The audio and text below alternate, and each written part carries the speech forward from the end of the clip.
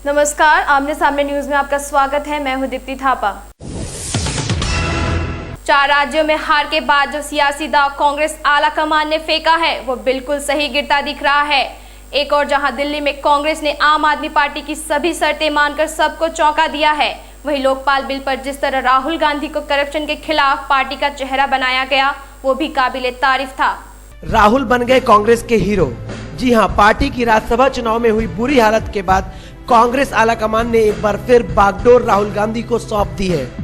राहुल को करप्शन के खिलाफ पार्टी का चेहरा बनाने की कोशिश में कामयाब हुई कांग्रेस ने जो सियासी दांव खेला है वो लोकसभा चुनाव में उनकी खासी मदद कर सकता है।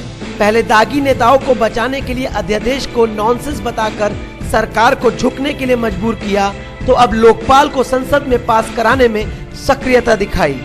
इन दोनों बातों से ये साफ हो गया है कि राहुल गांधी ने अपनी खुद की छवि से बाहर आकर अब मोदी से टक्कर लेने की ठान ली है। यह सब राहुल गांधी को लीडर अगेंस्ट करप्शन के रूप में पेश करने की कोशिश है। और जिस तरह समाज सेवी अन्ना हजारे ने राहुल की तारीफ की है, उससे ये भी साफ हो गया है कि कांग्रेस अपनी कोशिशों में कामयाब हो रही है। जहां सदन में कांग्रेस अध्यक्षता सोनिया गांधी ने कमान संभाल ली है, वहीं अगले महीने राहुल गांधी को प्रधानमंत्री पद का उम्मीदवार भी घोषित किया जा सकता है। कांग्रेस को जीवित होने के लिए एक बार फिर गांधी परिवार का सहारा लेना पड़ रहा है। इसके अलावा कांग्रेस आलाकमान ने लोकसभा में अपनी जीत पक्की करने के लिए कई अहम कदम उठाए हैं। एक और कांग्रेस ने अपनी 10 साल की उपलब्धियों को गिनाने के लिए बुकलेट लॉन्च की, वहीं छत्तीसगढ़ और राजस्थान में खराब छवि के नेताओं की सफाई भी हुई। जिस तरह बीते कुछ दिनों में लालू यादव और कांग्रेस की दूरियां घटी हैं, उससे ये भी साफ हो गया है कि कांग्रेस और आरजेडी अगला चुनाव मिलकर लड़ सकते हैं। वैसे कांग्रेस अपने आप को सरकार में बनाए रखने के लिए पूरी कोशिश कर रही है, लेकिन क्या इसका फायदा उसे 2014 में मिलेगा, ये एक बड़ा सवाल है। ब्यूरो रिपोर्ट, आमने सामने न्यूज। अमृतसर के अटारी रेलवे स्टेशन पर एक बार फिर हीरोइन तस्करी का मामला सामने आया है। इस बार पाकिस्तानी तस्करों ने एक कदम आगे बढ़ते हुए हीरोइन के साथ साथ हथियार भी सरहद के पार करा दिए। 20 पैकेट हीरोइन और रिवॉल्वर के साथ साथ 22 जिंदा कारतूस भी बरामद हुई। देखिए अमृतसर से प्रदीप शर्मा की ये विशेष रिपोर्ट। पाकिस्तान को अपनी हरकतों से बाज न आने की आदत सी लग गई है, तभी कई चेतावनियों के बाद भी सरहद पर संदिग्ध हरकतें लगातार जारी हैं। बीते दिनों वाघा बॉर्डर पर पाकिस्तान से हो रही हीरोइन तस्करी के 2 मामलों का पर्दाफाश होने के बाद भी फिर से अमृतसर स्टेशन पर तस्करों ने प्रतिबंधित ड्रग हीरोइन को सरहद पार कराने की कोशिश की। भारतीय सेना की कड़ी सुरक्षा के बीच पाकिस्तानी तस्करों ने एक बार फिर रेलवे को अपनी तस्करी को अंजाम देने के लिए चुना। अमृतसर में पाकिस्तान की सरहद के साथ लगने वाली अटारी रेलवे स्टेशन पर 20 पैकेट हीरोइन के साथ कुछ हथियार भी बरामद हुए। इस बार एक कदम आगे बढ़ते हुए रिवॉल्वर सहित 20 जिंदा कारतूस भी कस्टम विभाग के अधिकारियों ने जब्त की। पाकिस्तान से आ रही मालगाड़ी को अटारी रेलवे स्टेशन पर जब चेक किया गया तो बोगी नंबर 1089 के नीचे से 20 पैकेट हीरोइन के साथ पिस्टल और कारतूस पाई गई। ਅੱਜ ਮਤਲਬ ਸਰਚਿੰਗ ਦੌਰਾਨ ਅੱਜ ਦੁਪਹਿਰ ਪਾਕਿਸਤਾਨ ਤੋਂ ਮਾਲ ਗੱਡੀ ਆਈ ਸੀ ਜੋ ਕਿ ਖਾਲੀ ਸੀ, ਪਰ ਤਲਾਸ਼ੀ ਦੇ ਦੌਰਾਨ ਬੋਗੀ ਨੰਬਰ 107960 ਦੇ ਹੇਠੋਂ 20 packet heroine, 2 magazine, 1 pistol, 22 round बरामद किए गए हैं। बताते चले कि हीरोइन तस्करी का ये कोई नया मामला नहीं है। इससे पहले भी कई बार वाघा बॉर्डर के जरिए पाकिस्तान से भेजी गई हीरोइन पकड़ी जा चुकी है। पाकिस्तान से भेजी गई हीरोइन की यह बड़ी खेप भारत को खोखला करने के लिए काफी खतरनाक साबित हो सकती है। शुक्र मनाइए उन बीएसएफ के जवानों का और कस्टम अधिकारियों का जो हर बार ऐसी देश विरोधी गतिविधियों को रोकने में कामयाब होते हैं। अटारी वाघा बॉर्डर से प्रदीप कुमार की विशेष रिपोर्ट। वक्त हो चला है छोटे से ब्रेक का। ब्रेक के बाद दिखाएंगे फर्रुखाबाद में कैसे गूंजी शायरिया। आप सभी देशवासियों को क्रिसमस एवं नववर्ष की हार्दिक शुभकामनाएं। आप सभी देशवासियों और खासकर फर्रुखाबाद के निवासियों को क्रिसमस की और नव वर्ष की हार्दिक शुभकामनाएं। ब्रेक के बाद एक बार फिर आपका स्वागत है। फर्रुखाबाद में खूब गुजी शायरियां। मरहूम राज्यपाल खुर्शीद आलम खान की याद में आयोजित मुशायरे का विदेश मंत्री सलमान खुर्शीद ने समा जलाकर किया आगाज। देश भर से आए मशहूर शायरों ने लोगों को अपनी शायरियों से खूब रिझाया। आंधियों में बचा कर रखो अपने घर का बूढ़ा सजर, यह सजर ही अगर गिर गया तो कहानी कौन सुनाएगा।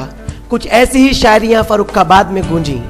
मरहूम राज्यपाल खुर्शीद आलम खान की याद में देश के जाने माने शायरों ने फर्रुखाबाद की हवा को ही शायर बना दिया। विदेश मंत्री सलमान खुर्शीद ने उर्दू की शमा जलाने के साथ महफिल का आगाज किया। साथ ही माजिद देवबंदी ने नातिया कलाम पढ़कर शाम को आगे बढ़ाया। तलाशिएगा कहाँ ऐसी आन बान के लोग, और वहीं वहीं बड़ी इंसानियत हुई महसूस। शायरों ने अपने ही अंदाज में देश और सियासत के हालातों का जिक्र करते हुए अपनी खिराज अकीदत पेश की। वसीम बरेलवी, शबीना अदीब, पॉपुलर मेरिटी जैसे देश के जाने माने शायरों के कलाम सुनने के लिए विदेश मंत्री खुर्शीद के साथ साथ हजारों लोग देर रात तक डटे रहे। कोहरे और कड़ाके की ठंड के बावजूद लोगों में शायरी का जुनून इस कदर चढ़ा कि वो देर रात तक शायरी का आनंद लेते रहे। विदेश मंत्री सलमान खुर्शीद ने भी शायरों की नज़्मों को दाद देकर सराहा। मशहूर शायर सुनील कुमार तंग का यह शेर महफिल की जीनत बना। एक मंजिल के मुसाफिर है यकीनन मैं और तुम, बस वहीं जाकर ठहर जाएंगे जाते जाते। ये अलग बात है कि मैं भूख से मर जाऊंगा, तुम भी मर जाओगे मुल्क को खाते खाते। ब्यूरो रिपोर्ट, आमने सामने न्यूज, फर्रुखाबाद। उत्तर भारत में जहां पारा लगातार गिर रहा है, वहीं कोहरे से हो रही सड़क दुर्घटनाओं में भी इजाफा हुआ है। कोहरे से हुए सड़क हादसे का एक मामला हरदोई कटरा बिल्लौर हाईवे पर देखने को मिला, जहां एक ट्रक संतुलन बिगड़ने से पेड़ से जा टकरा गया। गिरते पारे ने जहां आम जनजीवन को अस्त व्यस्त कर दिया है, वहीं रेल और हवाई यात्रा पर भी इसका असर देखने को मिल रहा है। बढ़ती ठंड के साथ साथ कोहरे की वजह से भी लोगों को परेशानी का सामना करना पड़ रहा है। सड़क पर रहने वाली कोहरे की मोटी चादरों में सड़क दुर्घटना की संभावनाएं बढ़ जाती हैं। इस बात को सही साबित करते हुए हरदोई में एक ट्रक कोहरे की वजह से असंतुलित होकर सड़क के किनारे लगे पेड़ों में जा टकराया। ये हादसा हरदोई कटरा बिल्लौर हाईवे के सवायजपुर वृंदावन में सामने आया, जहां घने कोहरे की वजह से ट्रक चालक सड़क पर आई नीलगाय को देख नहीं पाया और असंतुलित होकर पेड़ से टकरा गया। ट्रक तो बुरी तरह से क्षतिग्रस्त हो गया, पर ड्राइवर और हेल्पर पूरे हादसे में बाल बाल बच गए। फिलहाल तो हाईवे पर एक बड़ा हादसा होने से टल गया, पर बढ़ती ठंड और कोहरा धीरे धीरे लोगों के लिए मुसीबत का सबब बनता जा रहा है। ब्यूरो रिपोर्ट, आमने सामने न्यूज, हरदोई। अब वक्त हो चला है छोटे से ब्रेक का। ब्रेक के उस ओर दिखाएंगे आखिर क्यों खुर्जा में किसानों ने रोक दी संगम एक्सप्रेस। आप सभी को एक बार फिर CNI रखाचल, CNI सिटी चल फर्रुखाबाद के परिवार की ओर से कृष्ण जन्मोत्सव और नए साल की हार्दिक हार्दिक शुभकामनाएं। आप सभी देशवासियों को और फर्रुखाबाद की सभी जनता को मेरी ओर से, मेरे पास्टर और मेरी पास्टेट कमेटी की ओर से आप सभी को क्रिसमस एंड न्यू ईयर की शुभकामनाएं प्राप्त हो। मैं और मेरे परिवार की ओर से सभी देशवासियों को क्रिसमस की दिली मुबारकबाद। सभी देशवासियों को मेरे और मेरे परिवार की ओर से क्रिसमस एंड न्यू ईयर की हार्दिक शुभकामनाएं। ब्रेक के बाद एक बार फिर आपका स्वागत है। खुर्जा में रेलवे बैरियर हटाने की मांग में उतरे सैकड़ों किसानों ने खुर्जा मेरठ रेलवे ट्रैक पर प्रदर्शन शुरू कर दिया। किसानों ने सिकरी फाटक से गुजर रही संगम एक्सप्रेस को रोक दिया, जिससे यात्रियों को काफी परेशानी उठानी पड़ी। रेलवे बैरियर हटाने की मांग को लेकर खुर्जा मेरठ रेलवे ट्रैक स्थित सिकरी फाटक पर सैकड़ों किसानों ने संगम एक्सप्रेस को रोक दिया। गन्नों और अनाज से भरी ट्रैक्टर ट्रॉली बैरियर से न निकलने पर किसानों को काफी परेशानी से गुजरना पड़ रहा था।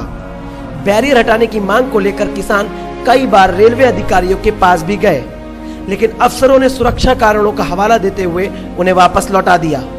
पूरे प्रकरण से गुस्साए किसानों ने रेलवे ट्रैक पर ही प्रदर्शन शुरू कर दिया और जमकर हंगामा भी किया। सिकरी गांव समेत 6 गांवों से आए किसानों ने कहा कि रेलवे बैरियर बहुत नीचे होने की वजह से उनको ट्रैक्टर ट्रॉली ले जाने में काफी दिक्कत आती है। समस्या ये है कि अभी तक हमारे सेंटर पे इस वर्ष में कोई भी टोल नहीं हुई है, केवल इसलिए कि इनका जो बैरियर है जो इन्होंने लगा रखा है वो इतना नीचा है कि वहाँ होकर खाली गाड़ी भी नहीं निकल सकती है, जबकि और कोई रास्ता है नहीं मिल के पास। और अगर बैरियर उनसे टूट जाता है तो रेलवे मुकदमे का नोटिस भेज देती है। किसानों ने संगम एक्सप्रेस को करीब 20 मिनट तक रोके रखा, जिससे यात्रियों को काफी असुविधा हुई जहां एक और किसानों की परेशानी को गंभीरता से लेने वाला कोई नहीं है, वहीं रेलवे अधिकारी सुरक्षा की बात बताकर पल्ला झाड़ रहे हैं। ब्यूरो रिपोर्ट, आमने सामने न्यूज, खुर्जा। इस बुलेटिन में फिलहाल सिर्फ इतना ही। कल फिर मिलेंगे कुछ और नई ताजा तरीन खबरों के साथ। तब तक के लिए मुझे यानी दीप्ति थापा को दीजिए इजाजत। नमस्कार।